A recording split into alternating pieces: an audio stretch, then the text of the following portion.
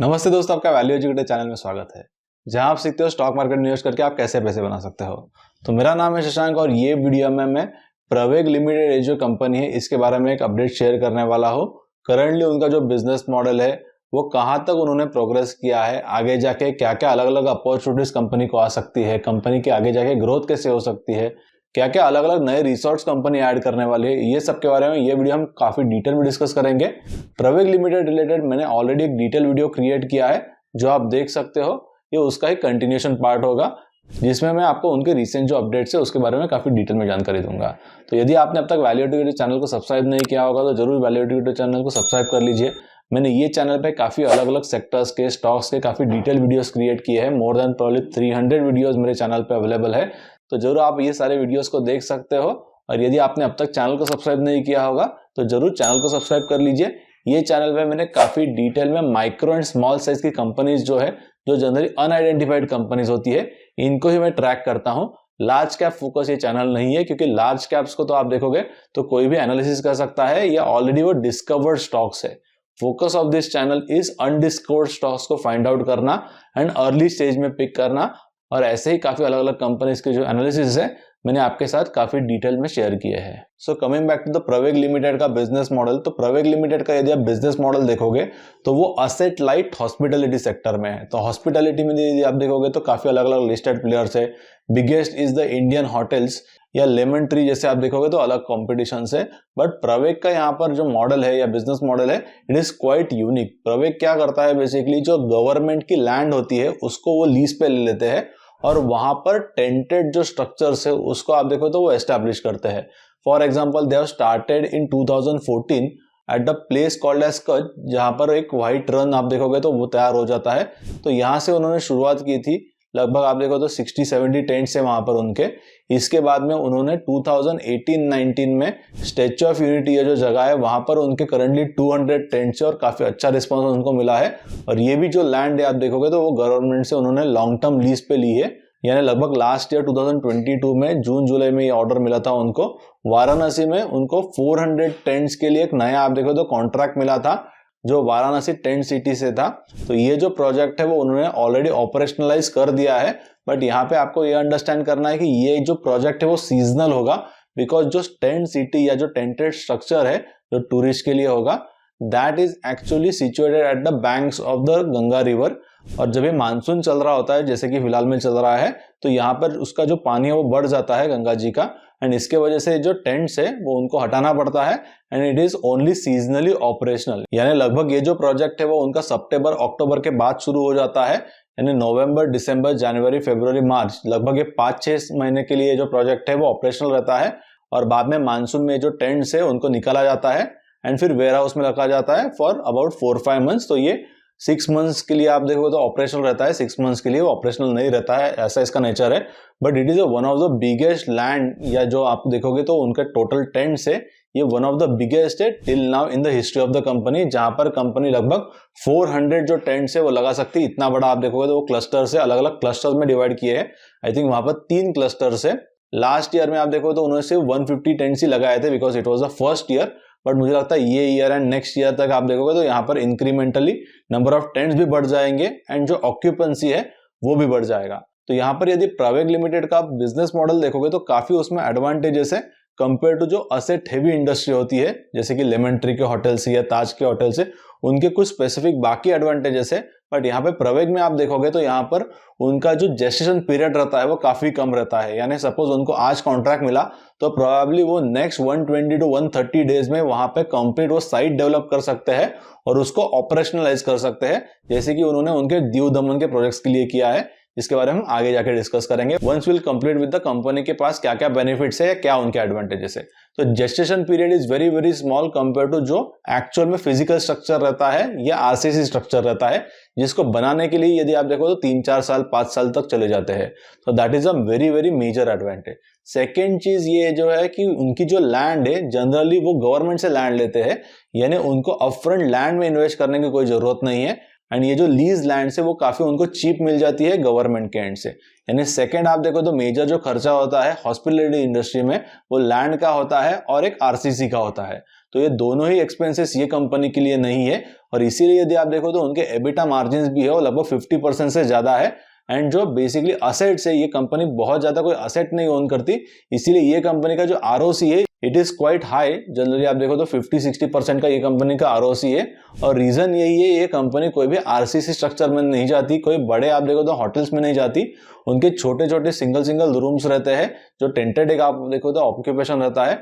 इसके बारे में हम आगे जाके और डिटेल में डिस्कस करेंगे when I will explain you about पर रूम की कॉस्ट क्या होती है प्रवेग की कंपेयर टू जो बाकी आप देखोगे ताज हो गया या जो लेमन ट्री के होटल्स है उनके कंपैरिजन में, so that you will actually understand कि यहाँ पर कैपेक्स कहाँ जाता है और कितना कैपेक्स की जरूरत है, and probably in next 5 years यहाँ पे ये जो कंपनी है वो कहां तक जा सकती है। Another benefit for this company which is related to first and second point is, जैसे कि आप देखो तो गवर्नमेंट भी उनके जो प्रोजेक्ट्स है उनको पुश करती है, बिकॉज गवर्नमेंट का भी एम है कि टूरिज्म को पुश करना। इसीलिए आप देखो तो जो एडवर्टाइजिंग की कॉस्ट है वो भी थोड़ी कम होती है ऐसी कंपनीज के लिए जहां पर government is actually their partners. They also help to boost this type of tourism, जो आप देखो तो नया टाइप का एक टूरिज्म है which are basically the tented stage. अभी हम देख लेते हैं कि करंटली Q1 का जो रिजल्ट था वो इतना अच्छा रिजल्ट नहीं था, उसके रीजंस क्या है, एंड उसके बाद में देखेंगे कि ऐसी जो कंपनीज है उनको एक्चुअल में हमें कैसा देखना चाहिए, क्योंकि जो हॉस्पिटलिटी इंडस्ट्री है वो थोड़ा सीजनल होता है, तो इसके बारे में डिस्कस करते हैं। तो यदि आप Q1 2024 का रिजल्ट देखोगे तो उसमें उनके जो प्रॉफिटेबिलिटी है वो ड्रास्टिकली रिड्यूस हुई है। उसके मेजरली 2 या 3 इंपॉर्टेंट रीजन है। फर्स्ट ये जो है कि ये Q1 जो होता है वो सीजनली वीक क्वार्टर होता है। आप भी देखोगे तो मानसून पे आप ज्यादा ट्रैवल नहीं करोगे कंपेयर टू विंटर्स में, यानी Q3 में आप देखोगे तो Q3 इज सबसे हाईएस्ट रेवेन्यू वो क्वार्टर से आते हैं, उसके बाद में Q4 एंड बाद में Q1 एंड Q2 आ जाता है। यानी फर्स्ट हाफ जो होता है वो वीक होता है, सेकेंड हाफ जो होता है वो स्ट्रांग होता है। ये सिर्फ प्रवेग के लिए नहीं, आप कोई भी हॉस्पिटल जो इंडस्ट्री की कंपनी है उसमें आप देख सकते हो, जनरली यही पैटर्न आपको नजर आएगा। Second thing is company currently एक ह्यूज कैपेक्स कर रही है। उन्होंने टोटल 3 राउंड्स किए फंड रेजिंग के, यानी प्रेफरेंशियल और वारंट्स का कॉम्बिनेशन है। तो यहाँ पर कंपनी ने काफी फंड रेज किए है फॉर देयर फ्यूचर ग्रोथ, और काफी अलग अलग जगह पे उन्होंने उनकी जो रिसोर्ट्स है उनको बिल्ड करना चालू कर दिया है। और इसीलिए यदि आप देखो तो डिप्रिसिएशन जो है वो थोड़ा एडिशनल आया है, इसके वजह से प्रॉफिटेबिलिटी में इंपैक्ट आया है। And second major cost is employ cost, आप देखो तो इंक्रीज हो गया है, और जैसे जैसे कंपनी आगे जाके फ्यूचर में ग्रो करेगी तो नंबर ऑफ एम्प्लॉयज भी इंक्रीज हो जाएंगे, उनकी सैलरी बढ़ जाएगी, इसीलिए एम्प्लॉय कॉस्ट यदि आप देखो तो वो भी इंक्रीज हो गया है। तो ये जो दोनों पैरामीटर है इसके वजह से जो बॉटम लाइन है उस पर हिट आ गया है। बट मुझे लगता है कि जब भी कंपनी एक ट्रांजिशन फेज में होती है या कंपनी जब भी फ्यूचर में जाके ह्यूज ग्रोथ करने वाली है, तभी ऐसे जो लाइन आइटम्स होते हैं, डिप्रिसिएशन हो गया या एम्प्लॉय कॉस्ट हो गया, तो ये जनरली कॉमन आइटम्स होते हैं, उसके वजह से शॉर्ट टर्म में इंपैक्ट आ सकता है। बट यदि वो ये नहीं करेंगे तो in long term there would be a much growth in the company. So this is very very necessary for the company to grow. इसके बाद में अभी हम देखेंगे कि कंपनी के आगे जाके कौन कौन से रिसोर्स आने वाले हैं। उसके पहले मैं आपको बता देता हूं एक क्विक ओवरव्यू कि कंपनी के पास आज कौन कौन से रिसोर्ट जो है वो ऑपरेशनलाइज है। तो जैसे कि मैंने आपको पहले बताया कि कच्छ में उनका एक व्हाइट रन रिसोर्ट करके एक रिसोर्ट है, लगभग वहां पर 76 टेंट्स है जो ऑपरेशनल है। ये जो रिसोर्ट है वो अगेन सीजनल है, वो लगभग 4 मंथ्स के लिए ऑपरेशनलाइज होता है, नवंबर, दिसंबर, जनवरी एंड फरवरी, क्योंकि ये सीजनल होता है। जैसे कि मैंने आपको बताया कि Q3 and Q4 are the largest quarter या सबसे स्ट्रॉन्गेस्ट क्वार्टर्स होते हैं, और तभी ये जो रिसोर्ट है वो चालू हो जाता है। ये जो उनका रिसोर्ट है वो कच्छ ये लोकेशन पे है। इसके बाद में कंपनी का जो सेकंड रिसोर्ट है that is statue of unity के यहाँ पर है, वो ये जगह पे कंपनी के पास लगभग 200 टेंट्स है। ये 12 मंथ्स ऑपरेशनलाइज होता है। इसके अलावा यही लोकेशन पे यानी केवाड़िया जो स्टैच्यू ऑफ यूनिटी के पास में है, तो यहाँ पर उनका और एक जो बिजनेस डिवीजन है वो यहाँ पर उसका प्रेजेंस है, which is basically company manages different events for the corporates या जनरली गवर्नमेंट के अलग अलग इवेंट्स होते हैं। बट ये डिवीजन पे कंपनी का ज्यादा फोकस नहीं है।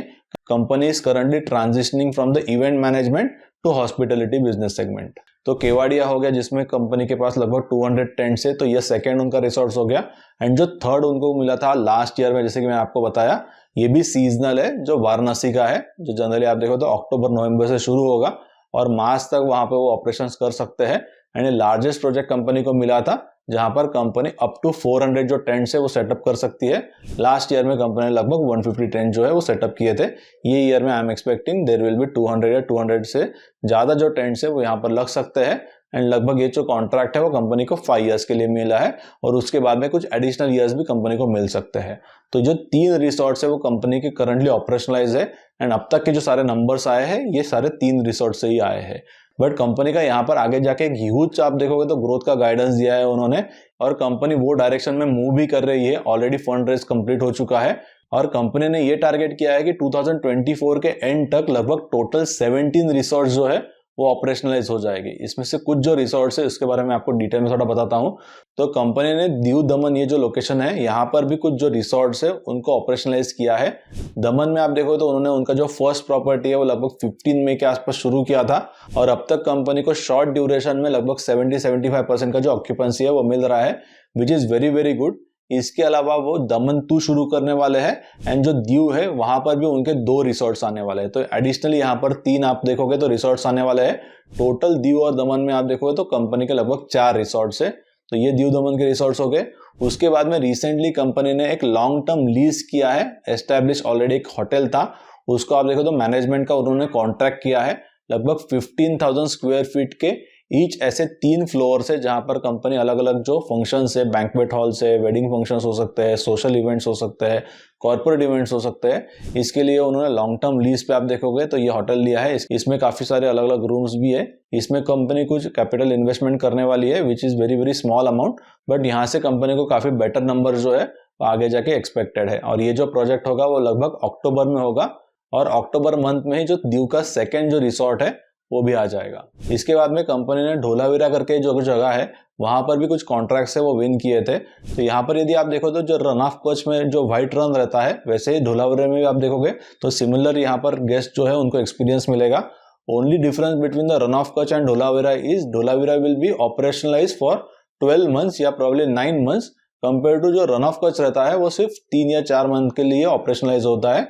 तो कुछ गेस्ट जो है उनको ऑफ सीजन में यहाँ पर कुछ एक्सपीरियंस लेना होता है, जब भी रन ऑफ कच्छ बंद रहता है तभी यहाँ पर वो जो गेस्ट है that they can divert to this location, जहाँ पर कंपनी के पास टोटल 100 टेंट जो है वो लगाने की यहाँ पर कैपेसिटी है। Currently they will be starting initially with only 30 tents and आगे जाके वो डेवलप करेंगे स्लोली जैसे वहाँ पे उनको बेटर रिस्पॉन्स आएगा। इसके अलावा कंपनी ने रिसेंटली और एक कॉन्ट्रैक्ट जो है वो विन किया था which is at the Ayodhya near Ram मंदिर, जहां पर कंपनी को लगभग 10 इयर्स का कॉन्ट्रैक्ट अवार्ड किया है। 10 और एडिशनल 5 इयर्स भी मिल सकते हैं, यानी 15 इयर्स का यहाँ पर उनको कॉन्ट्रैक्ट मिला है। तो यहाँ पर भी काफी इंटरेस्टिंग डेवलपमेंट हो रहा है and I am expecting again यहाँ पर भी जो ऑक्यूपेंसी होगी which can be very very good जब ये जो प्रोजेक्ट है वो कंप्लीट हो जाएगा। इसके अलावा कंपनी ने और 4 रिसोर्ट्स प्लान किए हैं। एक वेलावदर में है, एक रणथंभौर में है, एक उदयपुर में है और इसके अलावा जवाई डैम करके और एक जगह है गुजरात में ही, वहां पर उन्होंने जो 4 एडिशनल रिसोर्ट्स प्लान किए हैं।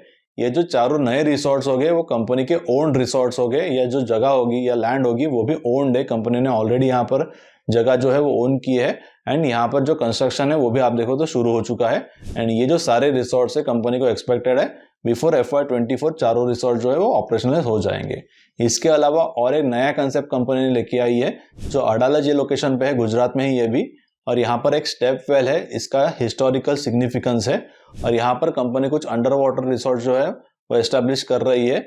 यहाँ पर कंपनी ने गवर्नमेंट के साथ कॉन्ट्रैक्ट किया है फॉर 30 इयर्स का लीज का कॉन्ट्रैक्ट है ये, और काफी बड़ा एरिया कंपनी को मिला है, लगभग 30,000 स्क्वायर मीटर इतना यहाँ पर एरिया है एंड जो लीज उनको मिला है पर ईयर का which is very very small. तो यदि आप कंपनी का टोटल फ्यूचर प्रोस्पेक्ट्स देखोगे तो काफी एग्रेसिवली अलग अलग जो प्रोजेक्ट्स है वो कंपनी लेके आ रही है। And the difference between this company and asset heavy companies is basically यहाँ पर कंपनी का जो पेबैक पीरियड होता है, कंपनी की मैनेजमेंट जनरली पेबैक को थोड़ा अलग तरीके से बताती है। Basically what they tell is कि total revenue earn is equal to total capex, इसको मैनेजमेंट आप देखोगे तो पेबैक कहती है, विच इज थोड़ा different compare to actual payback. मैं आपको वो भी एक्सप्लेन करूंगा। तो कंपनी का ये बिजनेस मॉडल है कि कहां पर भी वो कैपेक्स करेंगे, वो जो कैपेक्स है वो लगभग 12 to 18 मंथ्स में रिकवर होना चाहिए in terms of revenue. I am not talking in terms of profitability but in terms of revenue. लगभग 12 से 18 मंथ में उनको उतना रेवेन्यू आना चाहिए। यानी सपोज मैंने कोई भी एक जगह पे 20 करोड़ का कैपेक्स किया तो मुझे लगभग 18 मंथ्स में यहाँ से 20 करोड़ एज अ रेवेन्यू आना चाहिए। That is nothing but the pay back according to company. But यदि आप उनका एबिटा भी देखोगे तो लगभग 50% का यहाँ पर एबिटा है। यानी इन टर्म्स ऑफ प्रॉफिटेबिलिटी ये 3-3.5 साल में भी सपोज एक्चुअल में प्रॉफिटेबिलिटी के टर्म्स में पे बैक कर लेते हैं। यानी जो भी मैंने इन्वेस्टमेंट्स किया है यहाँ पर, सपोज पूरा इन्वेस्टमेंट मेरा 3 साल या 4 साल में भी रिकवर हो जाता है, तभी मेरा जो ROC है वो 25 to 30% के आसपास मेंटेन हो सकता है। गोइंग फॉरवर्ड ऑल्सो, और जैसे जैसे आगे जाके ऑक्यूपेंसी बढ़ेगा तो प्रोबेबली आरओसी और बेटर हो सकता है। तो ये जो बिजनेस मॉडल है which is very very good business model. Company के मोस्ट ऑफ द जो रिसोर्ट्स है अब तक के वो गवर्नमेंट के लैंड पर ही है, जहां पर जो कंस्ट्रक्शन कॉस्ट एंड टोटल जो कॉस्ट है पर रूम का वो लगभग 15 to 20 lakhs का होता है। बट जहां पर कंपनी की ओन लैंड है वहां पर जो टोटल कॉस्ट है पर रूम का वो लगभग 30 to 40 lakhs का है। और बाकी असेट हैवी इंडस्ट्री में जो अलग अलग प्लेयर्स है उनका यदि आप टोटल पर रूम का कॉस्ट देखोगे तो वो 1 to 1.5 करोड़ के आसपास होता है। और कंपनी एक्चुअली ये क्लेम करती है कि उनका जो करंटली बिजनेस मॉडल है वैसा कोई भी दूसरे कंपनी का बिजनेस मॉडल नहीं है। कॉर्पोरेट में आप देखोगे या कोई भी कॉर्पोरेट्स ने ऐसे बिजनेस मॉडल को अडॉप्ट नहीं किया है, इसलिए कोई भी कंपटीशन उनको ज्यादा नहीं है ये स्केल में। तो प्रवेग का जो बिजनेस मॉडल है it is very very unique business model, क्योंकि कंपनी जो एक्सपीरियंस ऑफर कर रही है वो काफी यूनिक एक्सपीरियंस है। उन्होंने कुछ रिवर के किनारे उनके आप देखोगे तो टेंट्स लगाए हैं, या स्टैच्यू ऑफ यूनिटी के पास में है, इसके अलावा रन ऑफ कच्छ में है तो वो एक अलग एक्सपीरियंस होगा। उदयपुर में आगे जाके कंपनी ग्लास हाउसेस जो है वो बनाने वाली है, जिससे आप जो स्टार गेजिंग के लिए आप देखोगे तो वहां पे स्पेसिफिक एक क्राउड आएगा। रणथंभौर में यदि आप देखो तो वाइल्ड लाइफ लवर जो है वो उनके जो आप देखो तो प्रॉपर्टीज में वहां पे स्टे कर सकते हैं।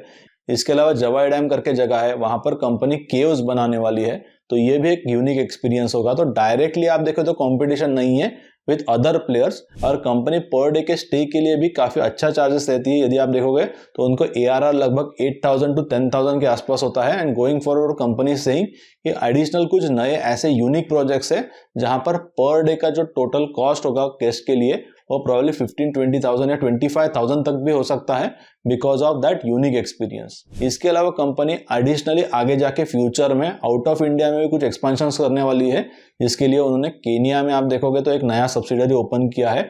मसाई मारा ये जो लोकेशन है काफी फेमस है। और ऐसे अलग अलग एडिशनल अपॉर्चुनिटीज भी जो है वो कंपनी के पाइपलाइन में है which are out of India. And India में भी आप देखो तो काफी unique locations which are available.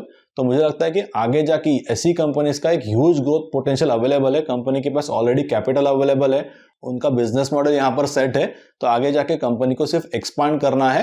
And I think management is also quite confident ये उनका जो बिजनेस है वो आगे जाके फ्यूचर में ग्रोथ करने के लिए। कंपनी का FY24 के एंड तक लगभग 17 रिसोर्ट्स का प्लान है एंड FY27 तक टोटल 50 रिसोर्ट्स का प्लान है।